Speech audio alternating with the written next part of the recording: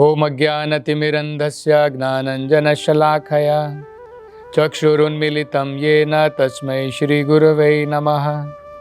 नमो विष्णुपादाय कृष्णपृष्ठाय भूतले श्रीमते भक्तिवेदान्तस्वामिन् इति नामिने। नमस्ते सरस्वते देवे गौरवाणी प्रचारिणे निर्विशेषशून्यवादी पाश्चात्यदेशतारिणे। जय श्री कृष्ण चैतन्य प्रभु नित्यानंद श्री अद्वैत गदाधर श्रीवासदि गौर भक्तवृंदा। हरे कृष्णा कृष्ण कृष्णा हरे हरे, हरे राम राम राम हरे हरे। हरे कृष्ण। कल की कथा में हम चर्चा कर रहे थे किस प्रकार से भगवान कृष्ण ने श्री नारद मुनि जी का अत्यंत बड़े ही सुंदर प्रकार से उनका आदर किया, सत्कार किया, उनको सिंहासन पर बिठाया। स्वयं अपने हाथों के द्वारा, वो स्वयं परमात्मा है, भगवान है, आदि पुरुष हैं, लेकिन फिर भी उन्होंने स्वयं उनके चरण कमलों को धोया। धोने के पश्चात उसमें से जो चरणामृत आता है उन्होंने अपने सर के ऊपर धारण किया। नारद मुनि स्वयं जानते हैं कि कृष्ण स्वयं भगवान है, लेकिन फिर भी जब भगवान कृष्ण उनके चरण धो रहे थे उन्होंने मना नहीं किया, क्योंकि वो जानते थे भगवान इस लीला के द्वारा पूरे मानव समाज को बड़ा ही महत्वपूर्ण आध्यात्मिक अंग समझाना चाहते हैं।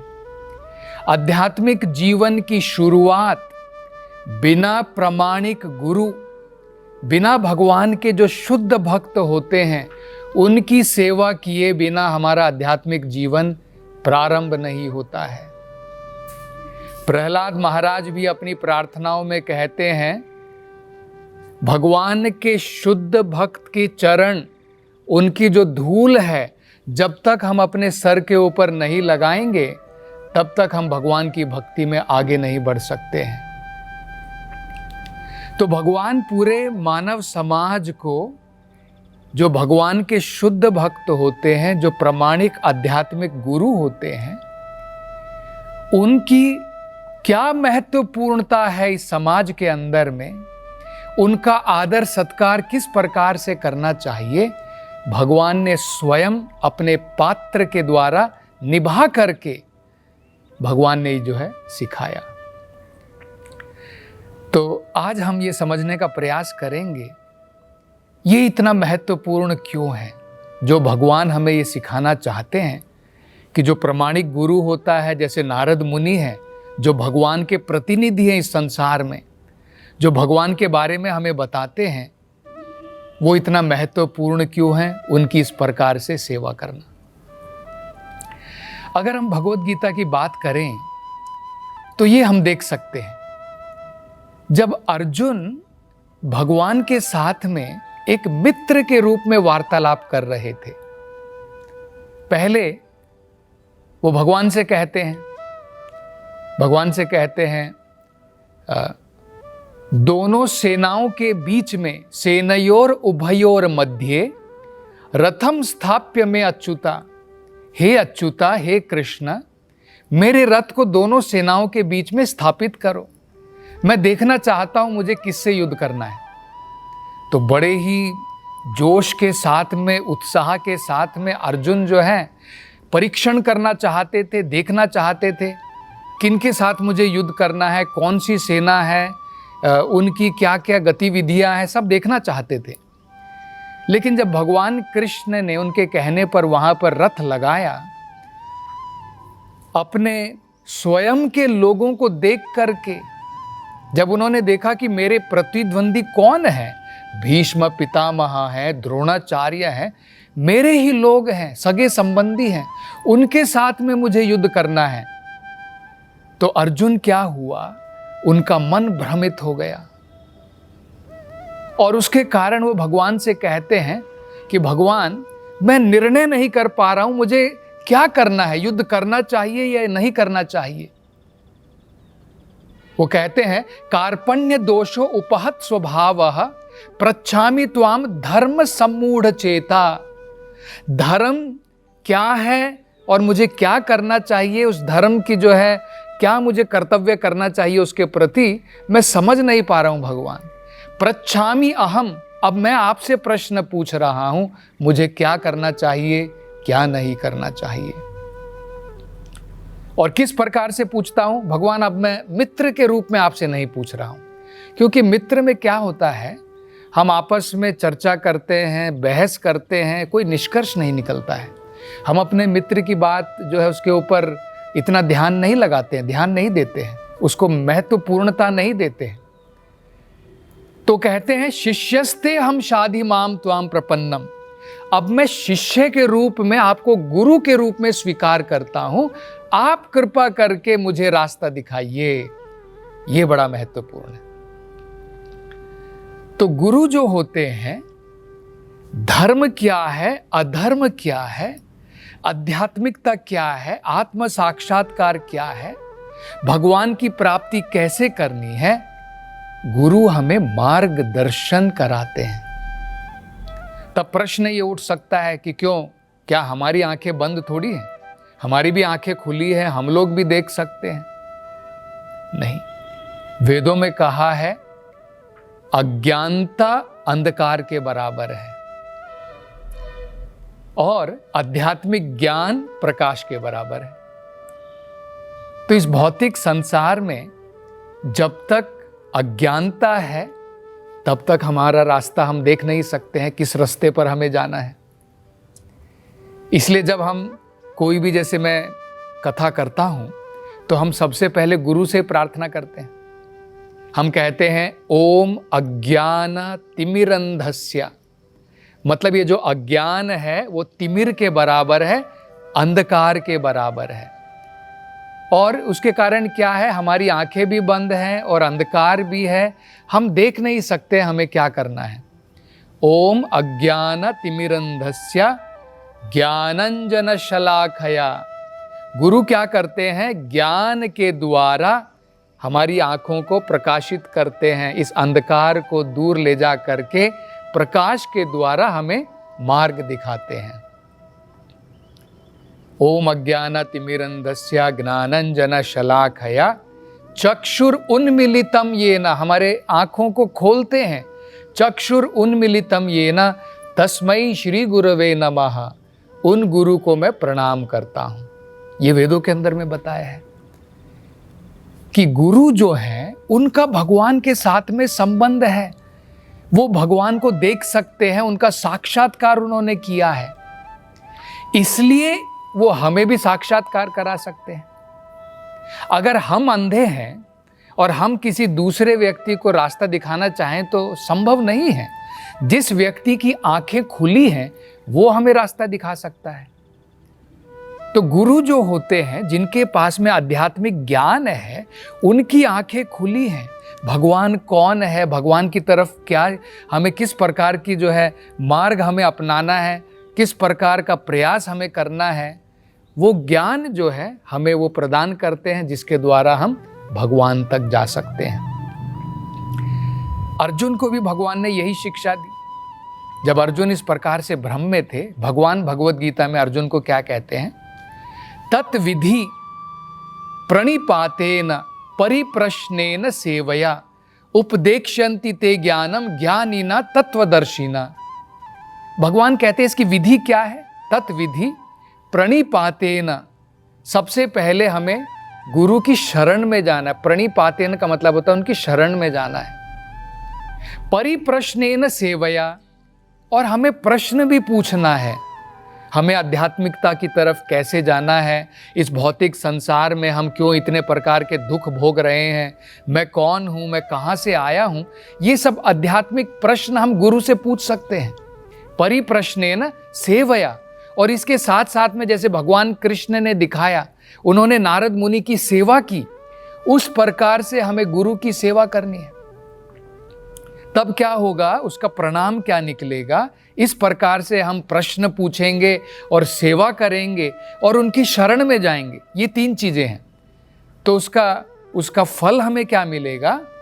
उपदेक्ष्यन्ति ते ज्ञानम ज्ञानीना तत्वदर्शिना, वो हमें भी ज्ञान प्रदान करेंगे। उपदेक्ष्यन्ति ते ज्ञानम, क्यों?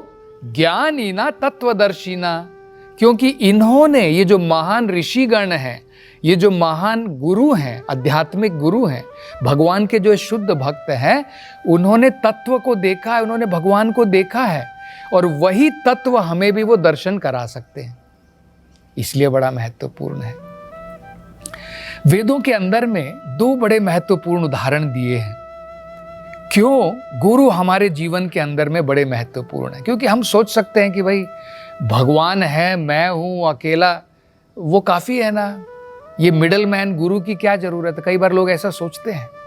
डायरेक्ट भगवान के साथ में मैं संपर्क क्यों ना बना लूं? तो वेदों के अंदर में 2 बड़े बड़े सुंदर उदाहरण दिए गए हैं हमें ये समझाने के लिए।